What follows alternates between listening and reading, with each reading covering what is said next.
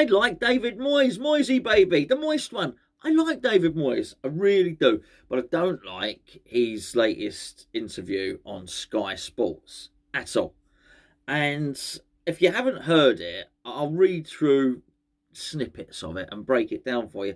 But it's sort of had me worried because I just think, come on, Moisey boy, where's the urgency? Get some urgency, because he seemed very laid back. I mean, worryingly, concerningly laid back.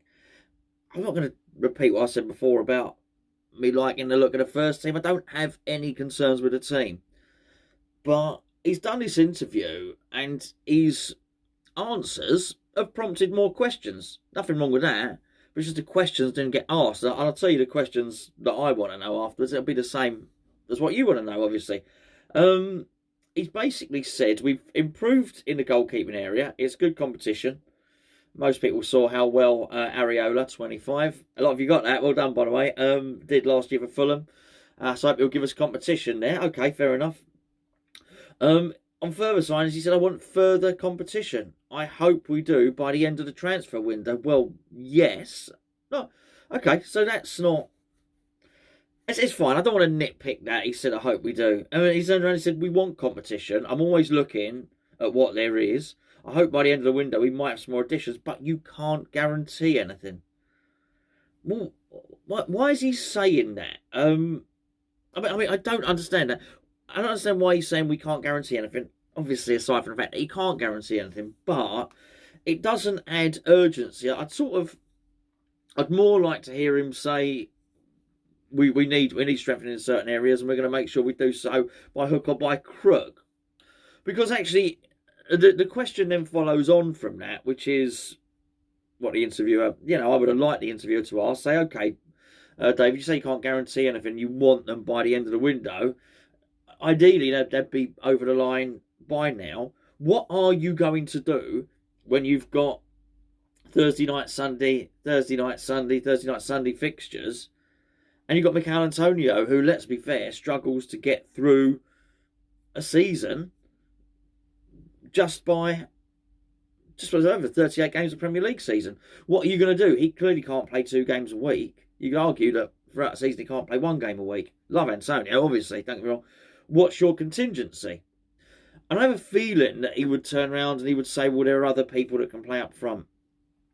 And I think he would probably include Bowen in that, and he'd probably include Yarmolenko in that. Well, firstly, I don't think Yarmolenko's a viable option for him up front. I don't think he's a viable option for the way we play. And do we really want to find ourselves, and this is what I'd ask him, let's be fair, David, for any length of time, see, I've gone from Moisey baby to David there, so I'm serious now. You can tell my line of question is serious. And I'd probably say, to be fair, David, to be honest, we want to be going into consecutive games with Antonio unfit, with Yarmolenko as our first choice striker. I would imagine he'll probably say we could play over a false 9. Okay, yeah, fine, but it's not ideal, is it? And I imagine he'd also say Jared Bowen could play out there. Well, I'll tell you what, because we've lost Jesse Lingard, I do think Ben Rama's going to be deployed in the middle. And if that's the case, we're down on a wide area, right?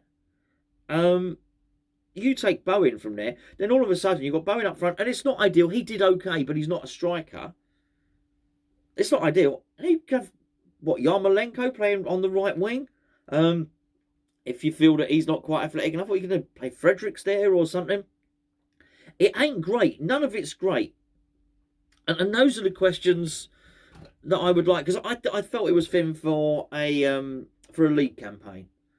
And it's been... And the other thing I'd say is it's been a long time now. Look, we sold Sebastian Haller. He has still not been replaced. And he does need replacing. Now, I'm sure David Moyes would agree that Haller needs replacing. But it's his fact, I can't guarantee everything. I'd be sending out different messaging. I've got to be honest if I was him. I know it's not for him to play to the galleries necessarily. And maybe he's saying something completely different to David Sullivan when he speaks to him. Maybe he's saying to the galleries, I can't guarantee anything and all the rest of it. Maybe he's saying to David Sullivan, look, you need to get these deals over the line because stuff needs to be done. I do worry. I worry. I think he's probably got an urgency. I think this is just him talking to the press. But his lack of urgency worries me. it worries me. I don't I don't believe in this conspiracy that the boards don't want to spend any money and David Moyes has bought into it, so he's basically doing the board's bidding for him. I don't believe that.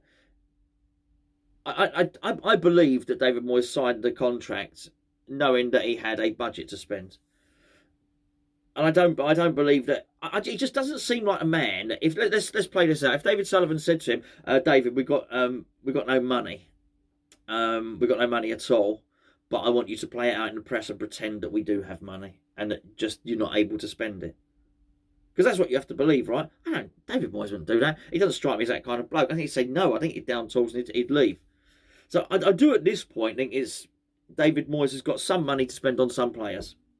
Don't know how much it is. You know, we can argue that until the cows come home. But I would rather him just be conveying the message that we're going to get some deals done because we don't have enough players. I don't know. I want to know that he knows, if you know what I mean, that we don't have enough players. Anyway, I'm rambling on about that. You get what I mean. Roma have agreed a deal with Tammy Abrahams.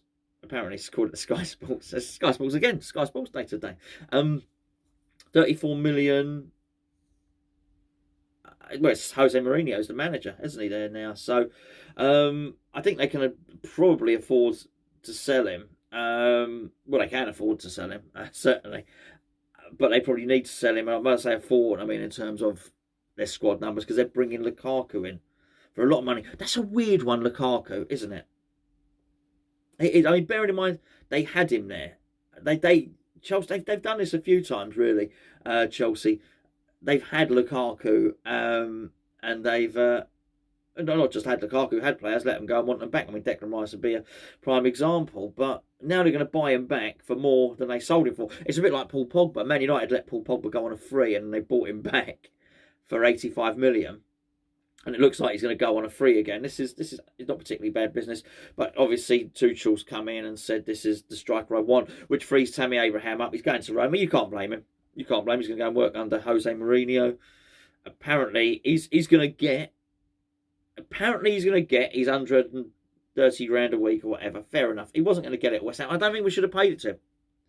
Because that would have meant Tammy Abraham coming and being our highest earner. There's other people in that squad who deserve to be the highest earner.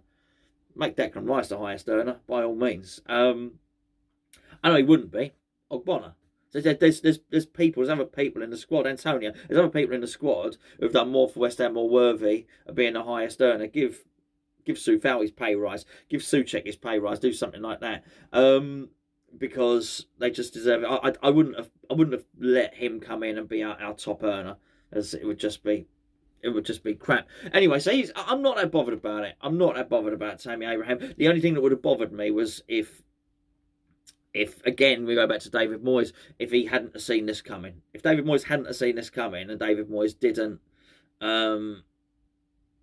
he sort of held out for it, thinking we were going to get Abrahams, then that would annoy me. It would also annoy me if Sullivan, if Moyes had really wanted him, and he was available for, I guess if 34 million is a bit steep, but let's say a deal was there to be done for 30 million, and David Moyes really wanted him, and Sullivan didn't give him the money. That would annoy me as well. But look, we're never going to know the truth of that. But I'm not that bothered about him going and not coming to West Ham. I'm not that bothered about Armstrong signing for Southampton. I don't think he would have suited us anyway. I don't. Also, not just that. Even if we'd have gone and bought him, I don't think Moyes wanted him, so it would have been Sullivan buying him. Armstrong, this is.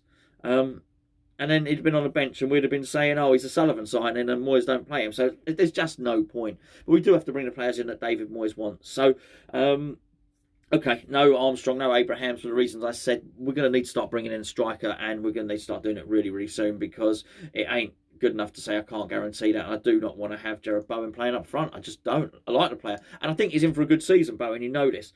Just one final one, which is about Belotti, Andrea Belotti. He's apparently turned down his last year of his contract with Torino. He's 27 years of age. Now, I know ideally you don't want to spend big money on a striker. I think he's 28 soon as well. So you don't buy this player and get a sell-on value with him. But I guess the same would be said with Jesse Lingard in that sense.